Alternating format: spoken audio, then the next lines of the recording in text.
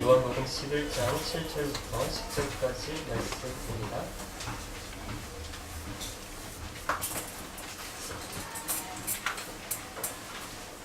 요한복음 11장 7절부터 10절까지 말씀 저와 여러분이 한 절씩 교독하도록 하겠습니다.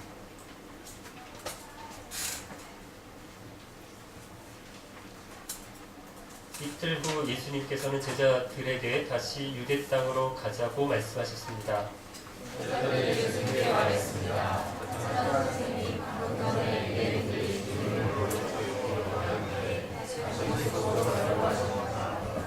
예수님께서 대답하셨습니다. 하루 중 낮이 12시간이나 되지 않느냐? 사람이 낮에 걸어다니면 그는 이 세상의 빛을 보기 때문에 넘어지지 않는다. 그러나 밤에 걸어다니면 그 사람 속에 빛이 없으므로 넘어진다. 공자께서 노년에 자신의 일생을 돌아보며 이런 말씀을 하셨어요.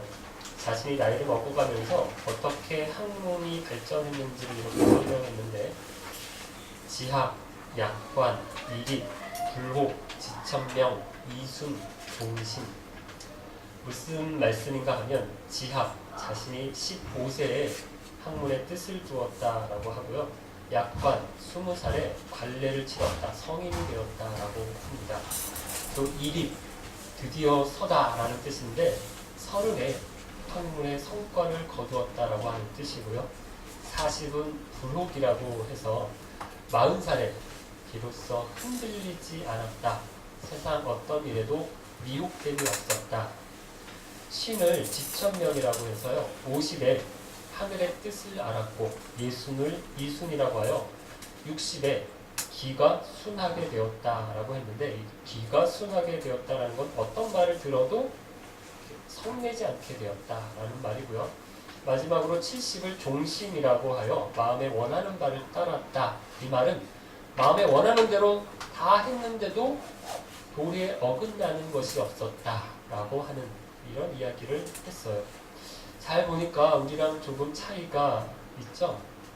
우리보다 한 30은 앞서가는 것 같은 느낌을 듭니다. 40을 불혹이라고 했는데 제가 40을 살짝 넘었는데 그런데 미혹됨이 없다? 무슨 미혹됨이 많습니다. 여기에 혹하고 저기에 혹하고 이 사람 말 들으면 이런 것 같고 저 사람 말 들으면 저런 것 같고 정신없습니다. 무슨 갈대 같아요. 60에 기가 순해졌다. 그것도 아니에요. 오늘이 뭐 어버이 주일이지만 어떻습니까? 부모님들이요 연세가 드시니까 더 잘 화도 나시고 삐지시기도 자주 하시고 더 잘 해드리고 세심하게 이렇게 배려해드리고 이렇게 잘 받들어야지. 안 그러면 이렇게 예전 같지가 않으세요. 70 종심이라 하는데 마음의 욕심이 없어졌다 이랬거든요. 그런데 그렇습니까? 나이 들어서 더 욕심을 부리는 그런 분들도 많아요. 그래서 공자 선생님이요 굉장히 성숙한 분이셨다라는 생각이 드는데요. 예수 없이 사신 분인데도 어떻습니까? 되게 올바르게 사신 분이다라는 걸 우리가 알 수 있습니다. 제가 이 말씀을 드리는 이유는 뭐든지 때가 있는 것 같습니다. 학문의 뜻을 두어야 할 때가 있어요. 그래서 공자는 그때를 언제라고 했어요? 15세다 이렇게 이야기를 했어요. 그래서 우리가 보면 나이 들어서 공부하시는 분들이 다 이런 말씀하세요. 성한교 형제님도 학교 다니시면서 얼마 전에 시험 보셨죠? 네. 이런 얘기를 하시더라고요. 젊을 때 공부했어야 하는데 늙어서 공부를 하려고 하니까 머리가 잘 안 돌아간다. 이런 후회 말씀을 많이 하세요. 공부는 젊었을 때 해야 효과적이라는 거겠죠. 그런데 공부하는 것이 다 젊다고 어리다고 좋은 건 아니죠. 그럼 공부를 공자도 몇 세? 15세에 뜻을 두고 시작했다 이랬어요. 그래서 여러분 너무 빨리 공부시켜도 어떻습니까? 아직 공부할 준비가 안 됐어요. 아이는. 그런데 부모는 막 공부를 시켜야 되는 거예요. 그래서 막 억지로 시킵니다. 그러니까 뇌가 어때요? 일을 안 해요. 자기도 안 하고 싶은 것을 억지로 막 시켜서 하니까 공부에 거부감만 생겨요. 그래서 정작 공부를 잘할 수 있을 때 머리가 깨쳤다라고 하죠. 그럴 때 이제 뇌가 일을 할 만할 때 공부에 대한 스트레스, 거부감 때문에 공부가 안 되는 경우가 많다고 하죠. 우리나라를 보면요, 이 조기 교육, 선행학습 이래서요, 유치원 때 이미 초등학교 저학년, 국어, 수학, 영어 어느 정도 다 하고요. 초등학교 고학년 때는 이미 중학교 수학, 영어 다 뗀대요. 이게 왜 이렇게 하는지 참 신기한 나라입니다. 그런데 이게 좋은 게 아니라는 거죠. 다른 나라랑 비교해 보면요, 어릴 때는 우리나라 아이들이 빨라요. 잘해요. 앞서갑니다. 그런데 나이가 들수록 학년이 올라가면 갈수록 어떻습니까? 우리나라 아이들이, 학생들이 밀려요. 안 되는 거예요. 공자도 15세에 시작해서 70, 80 죽을 때까지 학문을 했다고 하거든요. 그런데 우리는 이걸 10대 대학 전에 다 끝내겠다라는 거죠. 그래서 정말 머리가 막 돌아가고 정말 막 공부를 해야 될 때, 응용이 되고 막 창의성이 나오고 그래야 될 때 다 시름시름한 것 같아요. 마라톤을 뛰어야 되는데 100m 쭈그라 뛰고 헉헉거리는 경우가 많은 거죠. 오늘 본문에서 예수님이 때와 관련된 이런 말씀을 하고 계시는데 7절을 볼까요? 이틀 후 예수님께서는 제자들에게 다시 유대 땅으로 가자고 말씀하셨습니다. 제가 2주 전이었죠. 지난주는 다른 말씀을 했었고요. 2주 전의 말씀이었는데 기억나십니까? 나사로가 병이 들었어요. 그래서 나사로의 여동생들 누구죠? 마르다와 마리아가 예수님께 사람을 보냅니다. 지금 어디에 있습니까? 나사로가, 마르다와 마리아가 베단이라고 하는 동네에 있어요. 예수님은 지금 어디 계세요? 요단강 동편 광야에 있습니다. 베다니는 유대 땅 예루살렘 근처에 있는 곳이에요. 예수님이 계신 곳까지 하룻길입니다. 사람들이 와서 예수님께 나사로가 병들었다는 사실을 알려줘요. 그런데 그 말씀을 예수님이 듣고 어떻게 하세요? 베다니로 안 가세요. 예수님이 이 남매하고 아주 잘 아는 사이셨어요. 그냥 아는 정도가 아니라 5절을 보니까 사랑하셨다라고 나와요. 그런데 나사로를 고쳐주시러 베다니로 안 가세요. 6절에 이틀을 더 지내셨다라고 나옵니다. 이 말씀을 보면서 제가 기도해도 안 들어주신다, 사랑하셔도 병이 들 수 있고 죽을 수도 있다, 이렇게 말씀을 드렸어요. 예수님의 뜻을 우리가 다 알 수 없다, 이런 말씀을 드렸습니다. 그런데 오늘 본문 7절을 보니까 뭐라고 나오는가 하면 이틀 후에 예수님께서 유대 땅으로 가자, 이렇게 말씀하셨다는 거예요. 그랬더니 제자들이 어떻게 반응하는가 하면 8절인데 같이 한번 읽어보겠습니다. 8절. 제자들이 예수님께 말했습니다. 하지만 선생님, 방금 전에 유대인들이 주님을 돌로 쳐 죽이려고 하였는데 다시 그곳으로 가려고 하십니다.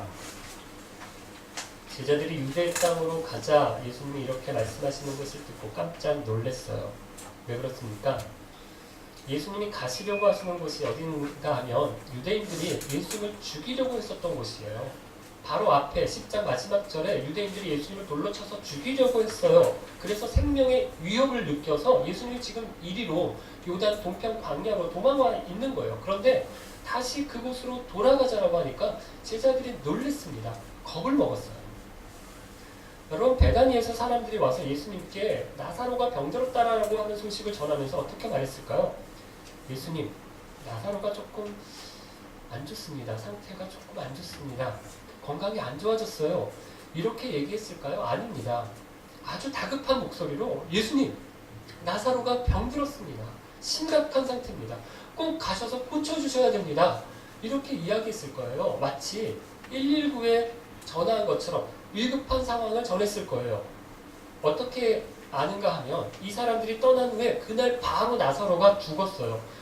죽은 것을 모르고 출발을 하긴 했지만 죽을 정도로 아주 심각한 상태인 것을 보고 예수님께 갔습니다. 그러니까 최대한 빨리 갔을 거고요.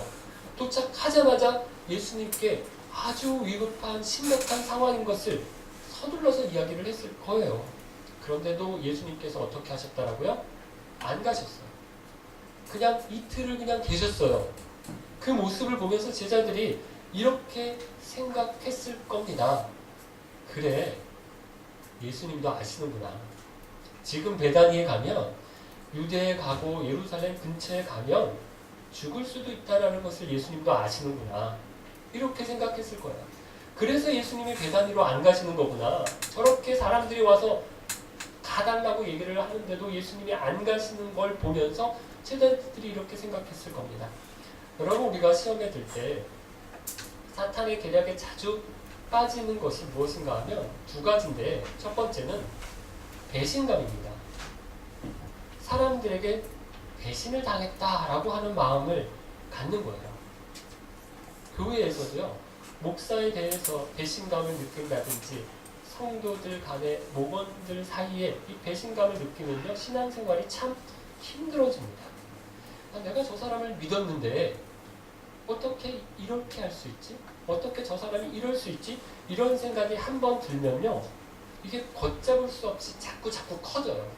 한번 의심을 딱 한 번 하게 되면 그게 자꾸 꼬리에 꼬리를 물고 다 이상하게 보이는 거죠. 여러분, 이렇게 되면 공동체가 깨집니다. 제가 험담에 대해서 자주 말씀을 드리는데, 험담도 이게 하다가 보면 결국 어디로 가는가 하면 배신감으로 가요. 우리가 험담을 하면 이게 그 사람 귀에 안 들어갈 것 같지만 언젠간 들어가거든요. 그러면 아니, 저 사람이 나에 대해서 이런 말을 하고 다녀? 내가 어떻게 해줬는데 이렇게 하지? 이러면서 배신감이 들죠. 그러면 그 사람하고 관계가 깨지는 거죠. 그런데 여러분, 우리가 목장에서 한두 사람하고 안 좋잖아요. 그러면 목장이 됩니까? 안 돼요. 목장에 많아야 겨우 5가정, 6가정 모였는데 거기에 얼굴 보기 힘든 사람 한 사람이라도 있으면 목장 가기가 어려워져요. 교회도 몇백 명 되는 그런 큰 교회면 몰라도요, 우리처럼 50명 정도 모이는, 서로 다 얼굴도 알고 이름도 알고 이렇게 아는 이런 교회에서는요, 교인들 중에 한두 사람하고 안 좋으면요, 교회 오는 게 싫어요. 웬만큼 믿음이 좋지 않으면, 사명감이 없으면 교회에 오기가 싫어지는 거죠. 그래서 여러분, 우리가 서로 조심해야 합니다. 이게 결국 말 한마디거든요. 사람 있는 데서 대놓고 하면 상처 주는 말이고요. 그 사람 없는 데서 하는 말이었으면 뭐예요? 험담이었어요. 솔직하게 이야기한다고 이게 다 좋은 게 아니고요. 느끼는 대로 이렇게 막 말하는 게요, 이게 이러시면 안 됩니다. 툭 뱉은 그 말 한마디에 상처를 받는 거예요. 그래서 야고보 사도가 이렇게 말하잖아요. 말에 실수가 없는 사람이면 어떤 사람이라고 얘기를 해요? 완벽한 사람이라고. 말에 실수가 없는 사람이면 그 사람은 완벽한 사람이래요. 그럼 부부끼리 싸워도요, 꼭 마지막 말 한마디 때문에 화해하기가 힘들어요. 자녀들을 혼내도요, 이 마지막 말입니다. 저도 금요일 밤에 아이한테 야단을 쳤어요. 어제 하루 종일 냉랭했습니다. 어디까지 하다가 이게 그쳐야 되는데 부모도 그렇고 자녀도 그렇고 서로 거기를 넘는 거예요. 그러면 분위기가 힘들어지는데요. 그 마지막, 어떻게 보면 내가 이 말은 꼭 해줘야지, 이 말을 참아야 진짜 성숙한 사람이라고 생각이 듭니다. 여러분, 고린도 교회에 사도 바울이 편지를 보내면서 뭐 이야기합니까? 너희 되게 어리다, 이렇게 얘기를 해요. 이렇게 이야기를 하는데, 그런데 뭐 보고 이야기를 하는지, 뭐 보고 어리다고 이야기를 합니까? 고린도 교회가 그 앞에 보니까 사도 바울이 굉장히 칭찬을 많이 해줘요. 기도도 많이 하고, 병도 고치고, 방언도 하고, 전도도 잘하고, 성경도 굉장히 많이 알아서 이단들을 막 다 박살내고, 봉사하는 것도 어쩌면 그렇게 열심히냐, 이러면서 고린도 교회 성도들을 막 칭찬합니다. 그런데 바로 그 다음에 바울이 어리다는 얘기를 해요. 뭐 가지고 말하는 거예요? 생명의 삶 공부하신 분들 제가 이야기 드렸었는데, 뭐 가지고 이야기합니까? 뭐 가지고 어리다고 평가를 해요? 성경 많이 알고, 기도 많이 하고, 봉사 잘하고, 방언하고, 은사가 많은 것 가지고 칭찬했지만 뭐 가지고 어리다고 평가하는가 하면 다툼이 있는 거예요. 갈등이 있는 거예요. 나눠지는 거예요. 제가 가끔 말씀드리잖아요. 여러분 신앙생활 제일 좋았었던 때 언제예요? 우리가 한번 생각해 보면요. 언제입니까? 혼자서 막 기도하고 성경 많이 읽고 그랬던 때 아니에요. 언제입니까? 사람들이 좋았었을 때야. 그래서 내 신앙생활의 최고 전성기 떠올리면 뭐가 떠올라요? 사람들이 떠올라요. 그때 함께 있었던, 끈끈했었던 그 사람들, 그때 신앙생활 같이 했었던, 그렇게 함께 공동체를 이루고 함께 섬겼었던 그런 사람들이 떠올라요. 그리고 그때 기도 많이 했고요. 그때 성경 많이 봤어요. 그러면서 또 모여서는 서로 자주 얼굴 보고 만나고 만나면 헤어지기가 싫고 그랬었죠. 뭐 일부러 뭐 만들지 않아도 교회에서 뭐 행사하지 않아도 자주 만나고 모이고 먹고 탁구 치고 테니스 치고 공원에 나가서 고기 구워 먹고 뭐 일 만들어 가지고 모여 다녔잖아요. 지난주 체육대회 때 참 좋았었어요. 갑자기 나갔잖아요. 한인회에서 연락이 와서 기쁨교회도 좀 참석을 해달라 이래서 문화산책을 하려다가 성경예님하고 의논을 해서 체육대회 갔어요. 한 16개 팀이 나왔다라고 하거든요. 그 중에서 우리 교회가 종합 우승을 했습니다. 예. 생각지도 않게 좋은 성적을 거뒀는데 다른 데는 모여서 막 이거 체육대회를 준비한다고 막 연습하고 피구 연습하고 발야구 연습하고 막 했대요. 그런데 우리는 한번 오라고 하니까 우리 교회도 이제 이런 데 한번 나가보자 이래서 참석하는 데 의의를 두고 이렇게 나갔는데 웬걸 우승을 했어요. 이 기쁜 교회 이 이름을 모두에게 각인을 시키고 이 존재감을 이게 확 보여준 그런 시간이었는데, 근데 뭐 우승한 것도 좋았지만 그것보다 더 좋았던 건 오랜만에 같이 모여서 이 기쁜 교회 이름으로 하나가 됐다라고 할까요? 한 마음이 됐다고 할까? 뭐 저는 입으로만 했어요. 아무것도 안 했어요. 괜히 좀 움직였다가 그 줄로 줄다리기 이런 거 땡겼다가 이게 제가 굉장히 부실합니다. 며칠 못 일어나요. 주일날도 이게 기어서 나오고 막 그럴까봐 이게 안 했어요. 그냥 이것만 하고 입으로만 하고. 형제님들도 다 나가서 예선에서 지고 뭐 잡고 좁고 다 지고 순전히 우리 자매님들하고 우리 중고등부, 우리 유초등부 학생들의 힘으로 우승을 1등을 했는데요. 그냥 응원만 하고 있어도 그렇잖아요. 기분이 좋고 기쁘더라고요. 한 마음이 되니까 좋았던 것 같아요. 두 번째, 사단이 공격하는 건 하나님도 어쩔 수 없잖아. 하나님도 어쩔 수 없잖아. 여러분 이런 마음을, 이런 낙심하게 하는 마음을 갖게 하는 것 같습니다. 첫 번째가 사람들에게 실망하는 거라면 두 번째는 하나님께 실망하는 거죠. 같은 문제를 놓고 여러 번 기도를 했어요. 오랫동안 기도를 했습니다. 그런데 하나님이 안 들어주시는 거예요. 다른 사람들은 기도하면 막 금방금방 응답을 받는다 이런 얘기를 하는데 나는 기도하는데도 응답이 없어요. 그러면 하나님은 어떻게 나한테 이러실 수가 있지? 이런 마음이 생기고요. 기도하기도 싫고 야 역시 떼기 있어야 되는구나. 역시 돈으로 되는 거구나. 이 기도고 뭐고 다 소용없구나. 이렇게 낙심하는 마음이 드는 거죠. 여러분 갈라디아서를 읽어보면 사도 바울이 갈라디아에 있는 교회 성도들에게 자기를 변호하는 이야기를 많이 씁니다. 왜 그런가 하면 이단에 속한 사람들이 갈라디아 교회 성도들에게 와서 뭐 이야기를 하냐면 바울에 대해서 자꾸 안 좋은 이야기를 하는 거예요. 나쁜 사람이다. 그 사람 얘기한 거 다 틀리다. 그 사람 돈 보고 와서 너희들에게 전했던 거다. 막 이런 이야기를 해요. 이간질을 시키는 거죠. 여러분 이런 게 다 사탄의 계략입니다. 그래서 보세요. 제자들도 예수님도 결국 자기 살려고 나사로를 버리시는구나. 병들었다고 그러는데도 다 죽어간다라고 그러는데도 안 가시는 거구나. 나사로가 예수님께 얼마나 잘했는데 이렇게 배신하시네.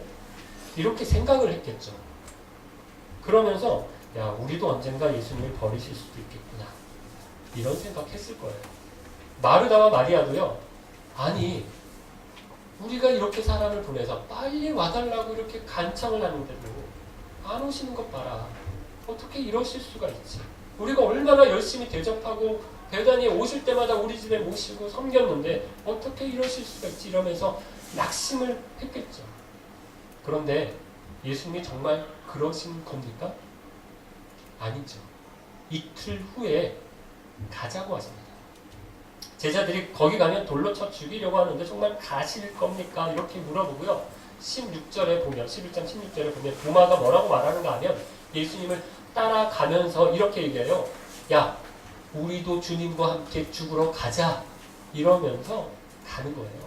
죽는다는 걸 알고 제자들도 알고 갔어요. 왜 이렇게 갔습니까? 죽을 줄 알면서 예수님이 왜 가실까요? 9절과 10절인데 같이 한번 읽어볼까요? 9절 10절 예수님께서 대답하셨습니다. 하루 중 낮이 12시간이나 되지 않느냐? 사람이 낮에 걸어다니면 그는 이 세상의 빛을 보기 때문에 넘어지지 않는다. 그러나 밤에 걸어다니면 그 사람 속에 빛이 없으므로 넘어진다. 하루 중 낮이 12시간이나 되지 않느냐? 이 말씀은 유대인들이요. 하루를 낮과 밤으로 구분을 했는데 그 시간을 아주 그냥 간단하게 낮 12시간, 밤 12시간 이렇게 생각을 했대요. 그래서 사람들이 밖에 다닐 수 있는 때가 언제냐 하면 낮이라는 거예요. 밤에는 어때요? 다니기가 어렵다라는 거예요. 오늘날로 생각하면 이게 뭐 이상한 말이에요. 오히려 우리가 밤에 더 잘 돌아다니죠. 어릴 때 방학 때면 제가 할머니 할아버지가 계신 시골에서 지내다가 오고 그랬는데요. 이 시골에서 밤이 되면요 밖에 나가고 그러지는 못했어요. 뭐 가로등이 있는 것도 아니어서 방문을 열고 나가면 진짜 깜깜합니다. 그래서 제일 힘들었던 게 화장실 가는 거, 밤에 화장실 가는 거. 그래서 이제 웬만하면 요강에다 이렇게 할머니 할아버지가 요강 딱 갖다 주셨는데, 네, 그래도 화장실을 꼭 가야 되면 마당 지나서 막 어두운데 막 무섭고 그때 또 푸세식이잖아요. 발을 이게 잘못 디디면 빠질 수도 있어요. 프레시 랜턴 들고 막 조심조심 이렇게 다녔던 기억이 있어요. 지금 예수님이 말씀하시는 것이 그겁니다. 하루 중 낮 12시간 정도만 다닐 수 있다는 거예요. 밤에는 다니기가 어렵다는 거죠. 그러니까 지금은 뭐라는 이야기예요? 낮이라는 이야기예요. 그러면 또 뭐가 된다라고요? 시간이 지나면 밤이 된다. 밤이 된다. 그래서 지금 가야 한다라고 말씀하시는 것입니다. 여러분 다 때가 있어요. 시간이 있습니다. 사람들이 이걸 운명이라고 말을 하지만 우리는 하나님이 우리의 때를 아신다라고 믿어요. 그래서 하나님이 정하신 때까지 우리가 살 겁니다. 우리 마음대로 되는 게 아니죠. 우리 손에 있는 게 아닙니다. 모스크바에 언제까지 있을지, 우리가 언제까지 이렇게 공동체에서 같이 생활할지 우리 잘 몰라요. 우리가 계획을 가지고 있어도 그대로 되는 일이 아니죠. 우리 교회 등록 카드에 보면 모스크바에 언제까지 계실지 적는 칸이 있어요. 기억나세요? 다 등록하신 분들. 어떤 분은 10년 이렇게 적으신 분이 계세요. 그런데 2달 뒤에 가셨어요. 10년 적어내고 등록카드 내고 2달 뒤에 가셨어요. 짜증나더라고요. 우리는 몰라요. 우리 계획대로 되는 게 아닙니다. 그런데 여러분 시간이 어떤가요? 똑같이 낮이 12시간입니다. 그런데 어떤 사람에겐 낮 12시간이 짧아요. 그래서 12시간밖에 되지 않는다라는 생각을 합니다. 눈 깜짝할 사이에 지나간다라는 거예요. 나이가 들면 들수록 어떤 말 많이 하시는가 하면 정말 세월 빨리 간다 이렇게 말하죠. 체육대회 때만 봐도요. 몸하고 마음하고 따로 놀아요. 아줌마 아저씨들은 몸하고 마음하고 따로 놀아요. 우리가 다음 주에도 이거 볼 거예요. 몸하고 마음하고 따로 노시는 우리 형제님들 자매님들 이제 많이 이렇게 웃긴 장면이 그래서 이렇게 폼은 옛날 폼으로 딱 생각하고 하는데 저도 체육대회 때 잠깐 족구할 일이 있어서 옛날 폼 생각하고 거기서 이렇게 딱 때리고 들어갔거든요. 딱 한 번 했다가 바로 그냥 이렇게 넘어졌어요. 그래서 뒤에서 막 걱정하시고 웃으시고 그러셨는데 굉장히 쪽팔렸어요. 인생이 그렇게 길지를 않고요. 금세 지나갑니다. 그런데 또 어떤가 하면 낮이 12시간이라는 것은 정반대의 의미도 있어요. 12시간이나 된다라고 생각할 수도 있습니다. 충분하다라는 것이죠. 예수님이 인류를 구원하시기 위해서 필요한 시간 얼마였습니까? 3년이셨어요. 시험 볼 때 공부 잘하는 학생하고 못하는 학생하고 이렇게 보면요. 공부 잘하는 학생 항상 여유가 있어요. 그런데 못하는 학생 시간이 부족하다. 공부를 다 못했다. 말이 많죠. 무슨 차이일까요? 똑같은 시간이었어요. 준비할 수 있는 시간은 똑같았어요. 어떤 사람에게는 12시간이나 되고요. 어떤 사람에게는 12시간 밖에 되지 않는 겁니다. 그럼 무엇에 관심을 두고 사느냐? 거기서 오는 차이이죠.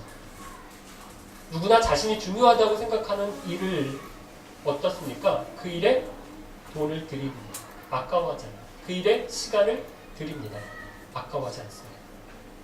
드라마 좋아하시는 분 아무리 바빠도 들어보니까 그분 진짜 바쁘신 분이더라고요. 그런데 자매님 통해서 들어보니까 새벽녘에 들어와도 드라마 꼭 챙겨서 보신대요. 다운받아서 그거 챙겨서 보신대요. 재밌더라고요. 축구 좋아하는 사람 아무리 바빠도 힘들어도 공차로 나갑니다. 윤창중 씨 보세요. 얼마나 바쁩니까? 대통령 모시고 미국 방문했으면 얼마나 바빠요. 그런데 그 틈에 그런 추태를 부려요. 우리가 너는 어째 틈만 나면 그 지랄이냐. 말이 좀 그렇지만 이런 말을 하잖아요. 속에 있는 게 관심이 있는 게 거기에 내려 있는 게 나온다는 거예요. 틈만 나면 나온다는 거죠.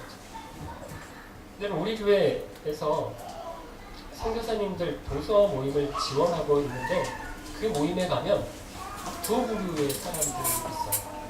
책을 열심히 읽는 분이 계시고요. 책을 잘 안 읽으시는 분이 계세요.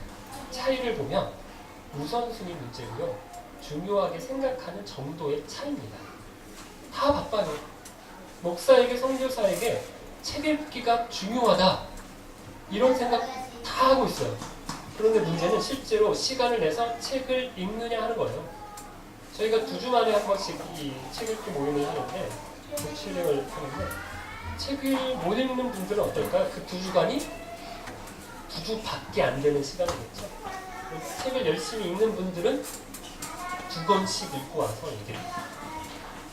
너무 얘기하고 싶으신 게 많아서 기다렸다가 이렇게 적어와서 막 이렇게 책이 얼마나 재밌었는지 어떤 유익이 있었는지 이야기를 해주세요. 사랑하는 깊은 가족 여러분, 저와 여러분은 뭘 중요하게 생각합니까? 그리고 그 중요한 일을 위해서 시간을 사용하고 계십니까? 낮은 똑같이 12시간입니다. 이 한정된 시간 동안 사탄의 계략에 넘어가서 배신감에 서로 미워하고 낙심해서 의심하고 그렇게 시간을 허송하지 않기로 합니다. 이곳 모스크바에서 우리 깊은 교회에서 보내는 시간이 우리가 얼마인지 우리가 다 모릅니다.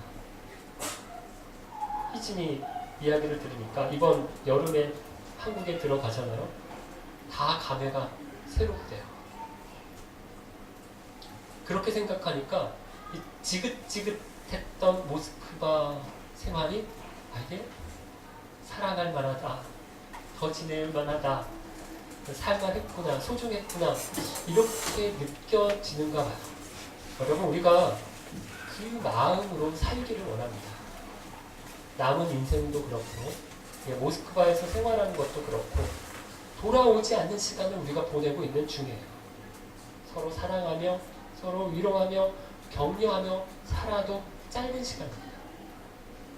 무엇보다 하루하루를 빛이신 우리 주님과 함께 보내기를 더욱 애쓰시기를 바랍니다. 너무 바쁘세요? 그럼 기도하시기를 바랍니다. 빌 하이벨스 목사님이 이런 책을 썼어요. 너무 바빠서 기도합니다. 책 제목이 너무 바빠서 기도합니다.